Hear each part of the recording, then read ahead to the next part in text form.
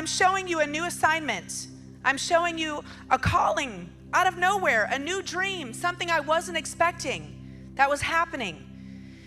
When I first came into the prophetic, I was telling Pastor Tricia that I was discipled by a body of believers that didn't believe women should speak. Here we are. And also didn't really understand the prophetic outside of spiritual languages or tongues. So I had all these amazing giftings of the Spirit that I couldn't use because I didn't have any instruction on how to use them. So as soon as I was past that point and I was married to this guy, he was like, Jackie, he's like, just be free. And I'm like, oh, I'm not that comfortable with freedom.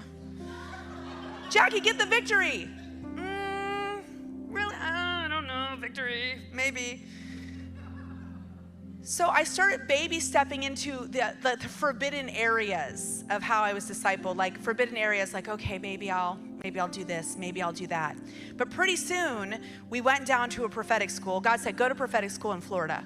So we went down to this place called CI, Christian International, and we got blossomed. And that was what, 17 years ago? Yeah. So I came back from that and I wanted to practice. I promise I'm going somewhere. And so I put out on my Facebook page, this is when Facebook was a baby, just had come out of college, college kids, and now the public was using it. And I said, does anyone want a prophetic word? I posted that. And I was like, I'm just gonna give people prophetic words. I'm gonna practice, I'm gonna stretch this gift. And that's a word for someone, you gotta stretch it.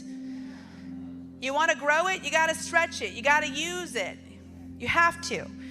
And so this preacher, from the days when women weren't supposed to do anything in ministry, this evangelist, he messaged me, he private messaged me. I had not seen him since the days that spiritual community closed the doors. I had not seen him since then. And he private messaged me, and all I knew about this guy is he's a traveling evangelist with his family, and he came from the South, and he was real churchy. That's all I knew about him. And he sent me a message. He said, I want a prophetic word. And I was like, whoa, here we go. Is this a trick? Am I being set up for something? So I prayed, and you guys, God gave me the craziest word in the world for him.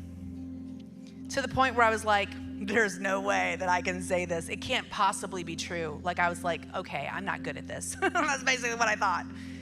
The word was, and he lives in the South, like Alabama. You're gonna move to New York City and you're gonna be on Broadway. And you are gonna make a huge impact in the LGBTQ community.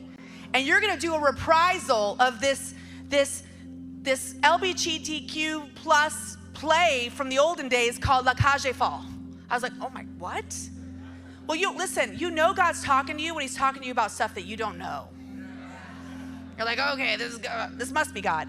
So you guys, I released it to him. I never heard from him anymore. I wrote it down. I said, hey, this is probably gonna be weird. I started all my words with that. Hey, this might sound crazy. And in the back of my mind is like, and it could be crazy, but you gotta try. Yeah. I wrote this down here for someone. You're like, but I tried, Jackie. Try again. Try again. Okay? You might not have been with the right people in the right place in the right timing. Remember, full circle, try again. So I released the word. I don't hear from him. But guess what? A year ago, he posted prayer, might have been a little longer than a year. He posted prayer on his Facebook page. He didn't unfriend me, so that's a good sign. He didn't unfriend me. He posted that he needed prayer for his daughter her senior year because she was taking a girl to prom and that she was struggling with her sexual identity.